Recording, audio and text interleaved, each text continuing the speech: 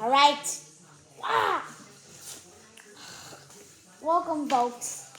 Okay, so today we're back to the first book. That's Stanley's Will Write Adventures, Book 4, The Intrepid Canadian Expedition. All right, folks. Guess what? So, nothing. Guess what? The unexpected is happening today. The unexpected. 2 chapters today. Yep, you heard me right. We didn't do it on Thursday, Friday, or Saturday. So, how do we do this? Okay, so that means tomorrow you get to do another 2 chapters, which will pull off 2 straight unexpected.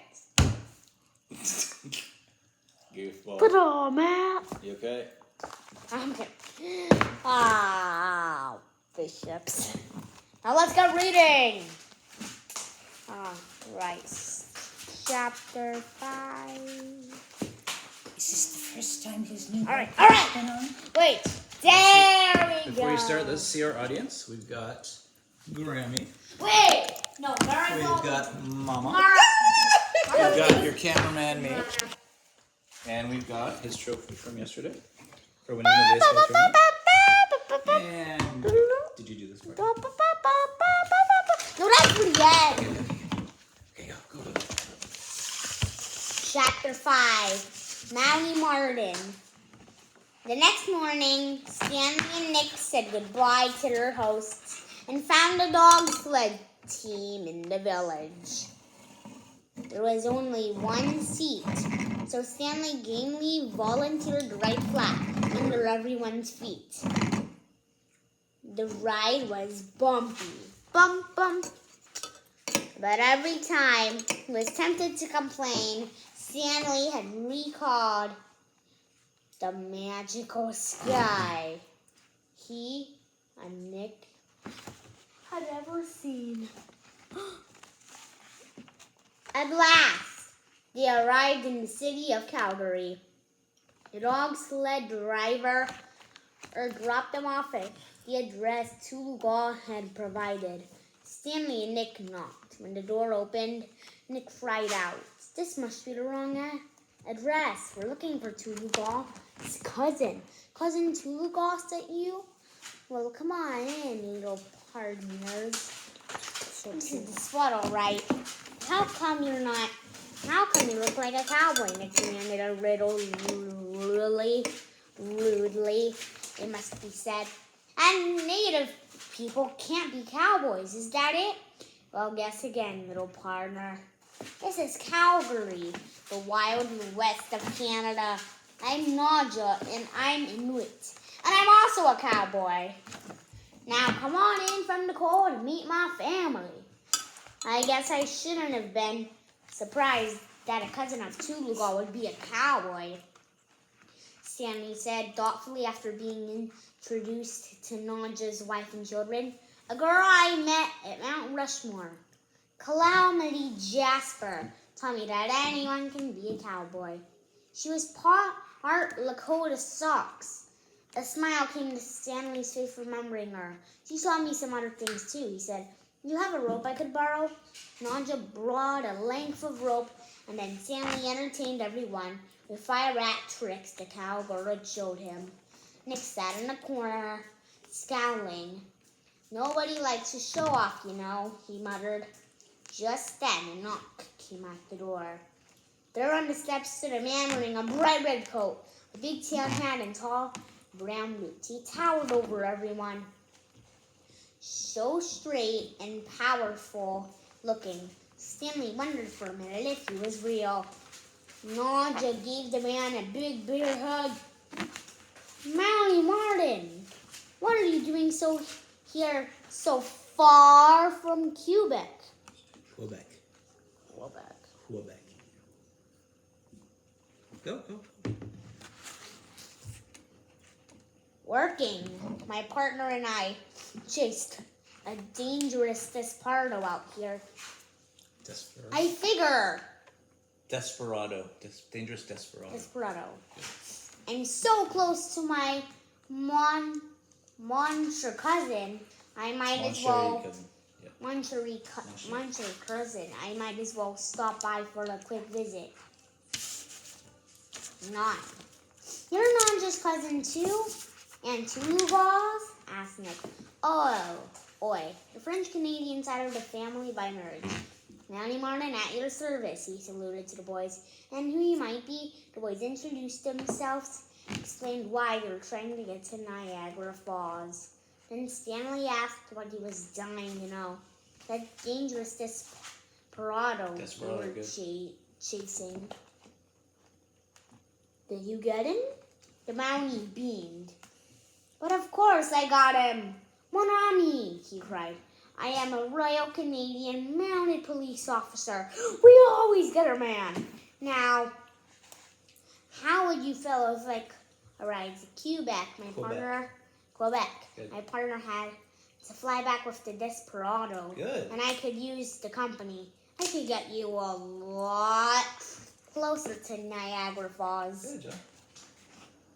Nick and Stanley made their goodbyes and got into Mountie Martin's cruiser. The Mountie made adjustments to Stanley's seatbelt until it held him snugly. Safety first, eh? No matter the shape. Mountie Martin insisted they begin the trip with a big meal of Canadian specialties. My treat, he said. The United States of America is our neighbor.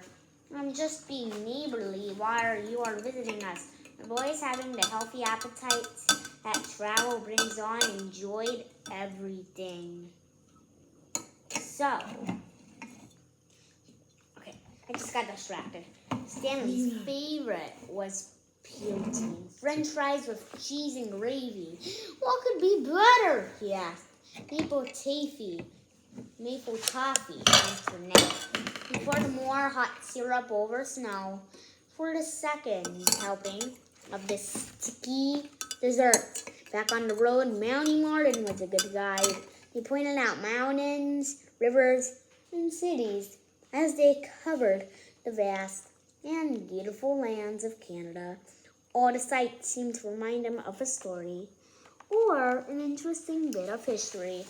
Whatever he said, Nick seemed to already know about it. On the second day, the conversation turned into sports. Conversation Turned into sports. Canada was a good choice for the 2010 Olympic Games, Mountie Martin said. We are a nation of winter sports lovers.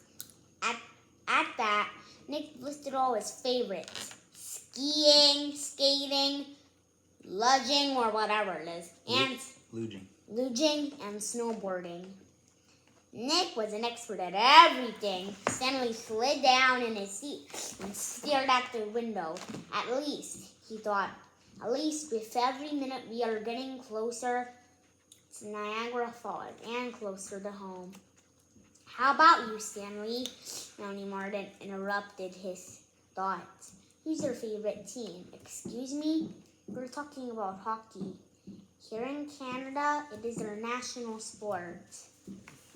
The greatest sport in the history of the world. Stanley slid even farther down in his seat. I've never seen a game, he mumbled almost to himself. I'm a huge fan, Nick explained. I've been to lots of games. Mountie Martin braked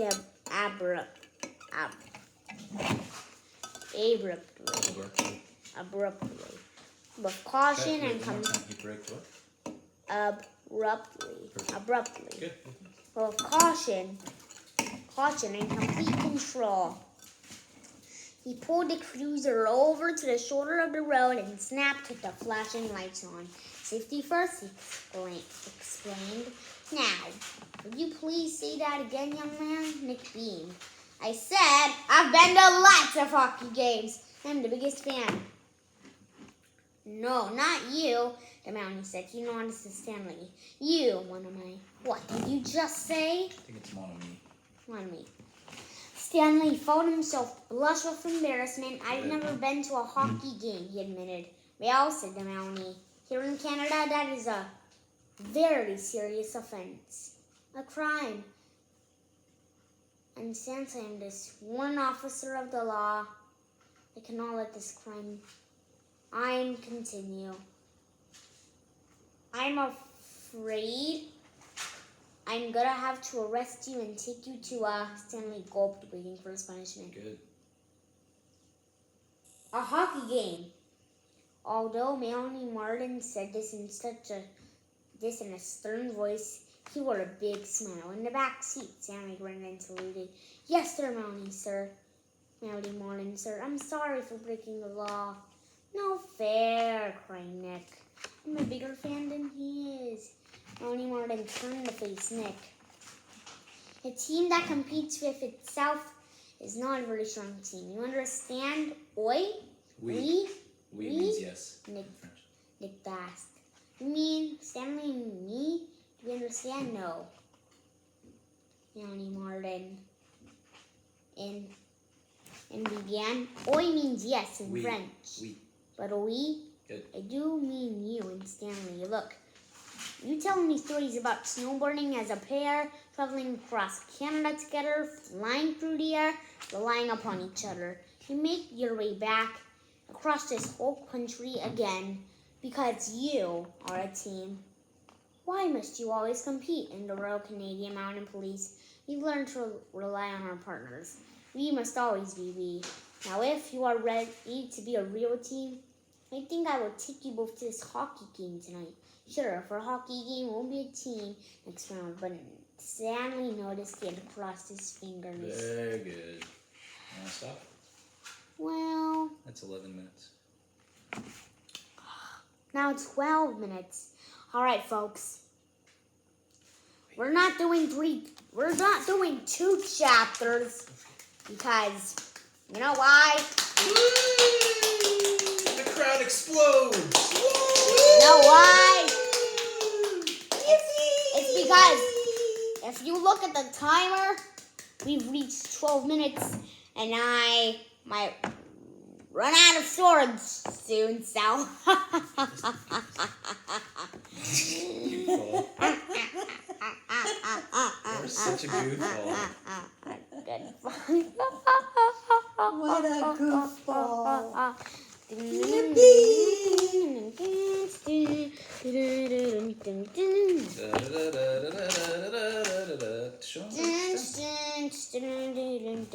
This is John Bollington, your reader, speaking for Reading Time with John, a Flat Stanley Incorporated production. Tell them how you do that all in reverse so it would look normal on the screen.